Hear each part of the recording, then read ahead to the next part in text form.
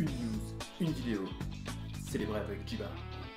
Bonsoir à tous, et comme hier on va continuer les nouvelles cartes qui viennent de sortir, les cartes du 30 décembre. Alors c'est bientôt la nouvelle année, mais plus important, les cartes de la journée. On va commencer par le Soulsfire Grandmaster, une 2-2 pour 2 lifelink qui a une capacité assez bizarre, puisqu'elle dit que vos éphémères et vos rituels ont également lifelink. Alors qu'est-ce que ça veut dire? Ça veut dire... Enfin... Un sort qui a lifelink, s'il inflige des blessures, vous regagnerez autant de points de vie, exactement comme une créature en fait.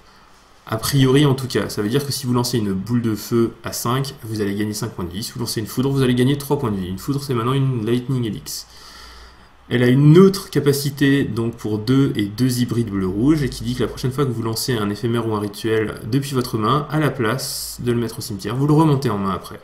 Ça leur donne une sorte de... buyback, je me souviens plus du nom, rappel en français je crois, cette vieille capacité en Mirage.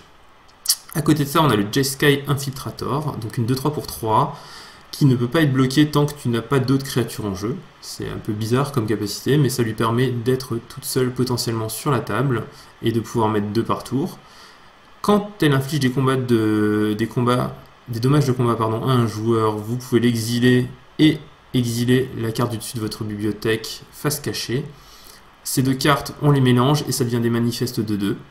Donc l'infiltrateur, vous pourrez le retourner et recommencer le processus s'il n'est toujours pas bloqué. Et votre adversaire ne sait pas laquelle des deux est le Jeskai Infiltrator. C'est un peu le but du procès.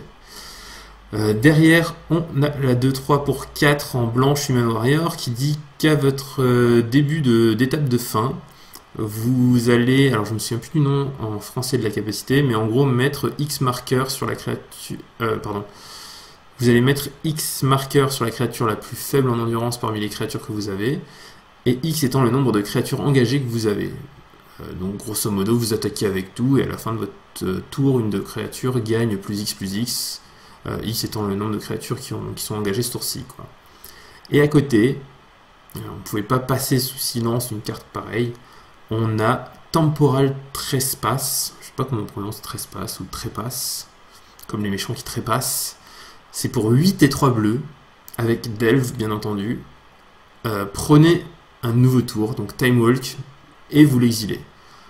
Alors, avec tout le foin qu'ont fait les cartes Delve, je pense à Dix Through Time ou à Treasure Cruise ces derniers temps, on peut difficilement ignorer cette carte.